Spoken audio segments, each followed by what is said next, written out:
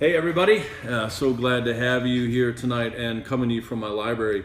Just did a session on Facebook. You can check me out on Dave Yarn's, my Facebook page, about being redeemed from blessing and cursing. So I told you the story as I've been traveling around preaching prosperity, preaching about prosperity. As a matter of fact, come with me, I'll show you this. Check this out. Let me see if I can find one. Wait a minute, wait for it. Hopefully I can do it.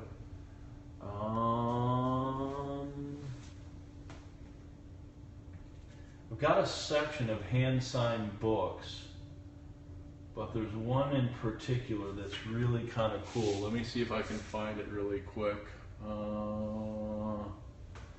I've got a couple of books that Oral Roberts signed for me personally. Gosh. Yeah, just when you're thinking about it. I'm moving my library from one part of my house down to the other, so I don't have it all set up yet. But I have a number of books that are hand-signed, just from people all over the world. And I have a whole section of books that people, authors gave me of their own copy. I even have I have one that was dedicated to, I'm listed in the dedication. Let me just look again. Where? Ah, here it is. I think this is the one.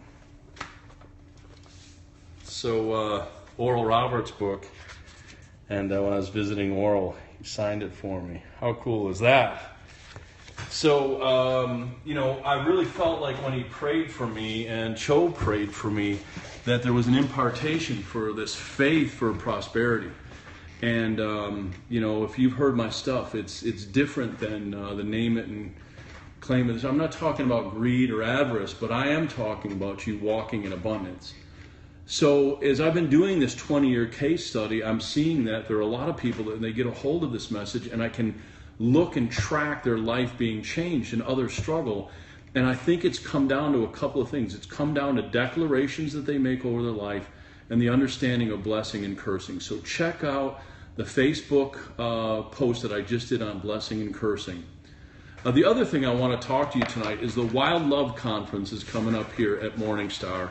And Josh, when is it? It's like next week? 25th through the 27th. The 25th through the 27th. Make sure you're there. And I'm going to do a KBA behind the scenes, a couple of meetings. We're going to go to some restaurants. We're going to do some to be announced places. And we're going to meet together as business people in this incredible atmosphere of worship. So I believe that in an atmosphere of this kind of heightened conference-like worship, your mind can be open to possibilities for your life like you've never had before. And a lot of times we're just in a passive state in a conference. We're like, Lord, this is wonderful. But what if during that state I start to talk to you about where are you going? What's the Lord speaking to you over your life? And we come up with kind of a process to get this stuff down. It's going to be phenomenal. So go on to DaveYarns.com. If you're going to come to Wild Love and you want to be part of kind of the behind-the-scenes meetings, we've got some great folks coming. Dave Valier will come out and chill with us a little bit and some others. But the big thing is we want to really kind of explore these issues and get everybody to go higher and deeper and further than ever before. At the end of the day, when I was younger, I used to, love coming off the stage and just people would, just tell me what a great sermon it was, or, I love that stuff. Who doesn't love that? But what's even more important as you get older? When people come to you and they say that their lives were changed. The fruit of ministry, changed lives, is so important. The other day I was with a group of ministers and they were talking about, what they were doing and where they were going, and I found myself kind of bragging. They'd go, hey, I'm reaching people in Africa, and I'd be like, well, I'm reaching people here, and I'm doing this, and it's like trying to one-up them or something. And the only way I can describe it is, you ever eat a bunch of chocolate when you're really hungry? It kind of feels good at first, but I really felt sick inside. And I was asking the Lord about it, and He said the fruit of the ministry that they were producing was a fruit of bragging and self-effort. And I'm not condemning them. we all make mistakes. But just after that, I was with a man of God, and we were, just talking about the Word together.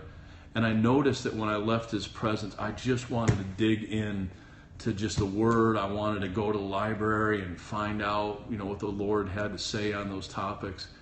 And the fruit of after being in his presence was this insatiable hunger to know the Lord more, to dig into his word, to hear these things for myself. That's what we're after. We want the fruit of your interaction with us, with me, with KBA, with Morning Star, is that, you come away and say, man, those are great guys, those are really cool cats, but that you go after the Lord. You find these truths are applicable in your life. So we'll see you there, and if not, have the most successful life, the most effective life ever, in Jesus' name.